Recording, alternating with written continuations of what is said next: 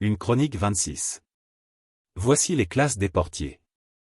Des Coréites, Meshélémia, fils de Coré, d'entre les fils d'Asaph.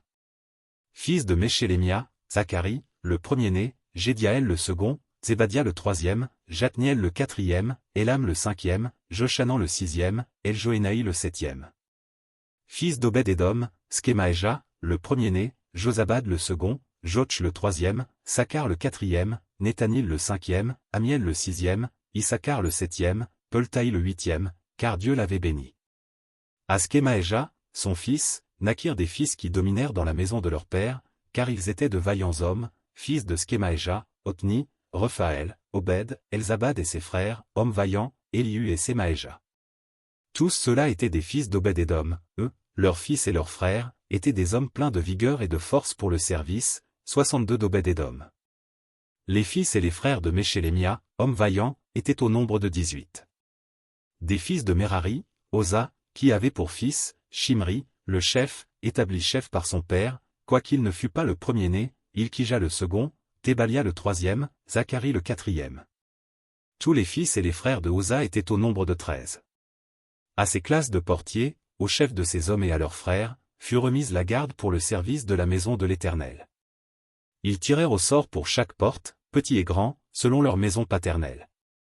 Le sort échut à Shélémia pour le côté de l'Orient. On tira au sort pour Zacharie, son fils, qui était un sage conseiller, et le côté du septentrion lui échut par le sort. Le côté du midi échut à Obed-Édom, et la maison des magasins à ses fils. Le côté de l'Occident échut à Shupim et à Oza, avec la porte Chaléquette, sur le chemin montant, une garde était vis-à-vis de l'autre. Il y avait à l'Orient 6 Lévites, au nord 4 par jour, au midi 4 par jour, et 4 au magasin en 2 places différentes, du côté du faubourg, à l'Occident, 4 vers le chemin, 2 vers le faubourg. Ce sont là les classes des portiers, d'entre les fils des Coréites et d'entre les fils de Merari. L'un des Lévites, Achija, avait l'intendance des trésors de la maison de Dieu et des trésors des choses saintes. Parmi les fils de Ladan, les fils des Gershonites issus de Ladan, chef des maisons paternelles de Ladan le Gershonite, c'était Jéhéli, et les fils de Jéhéli, Zétham et Joël, son frère, qui gardaient les trésors de la maison de l'Éternel. Parmi les Amramites, les Jitsarites, les Hébronites et les Uziélites, c'était Shebuel, fils de Gershom, fils de Moïse, qui était intendant des trésors. Parmi ses frères issus d'Éliézé, dont le fils fut Rechabia, dont le fils fut Ésaïe, dont le fils fut Joram, dont le fils fut Zikri, dont le fils fut Shelomite, c'était Shelomite et ses frères qui gardaient tous les trésors des choses saintes qu'avait consacré le roi David, les chefs des maisons paternelles, les chefs de milliers et de centaines, et les chefs de l'armée. C'était sur le butin pris à la guerre qu'ils les avaient consacrés pour l'entretien de la maison de l'Éternel.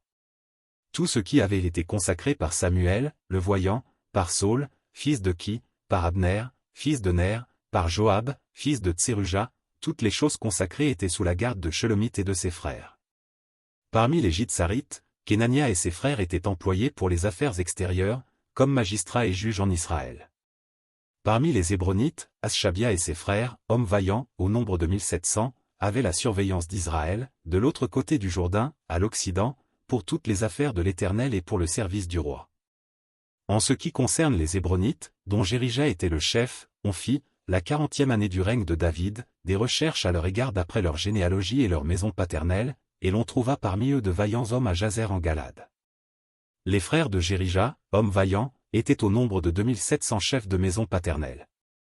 Le roi David les établit sur les Rubénites, sur les Gadites et sur la demi-tribu de Manassé pour toutes les affaires de Dieu et pour les affaires du roi.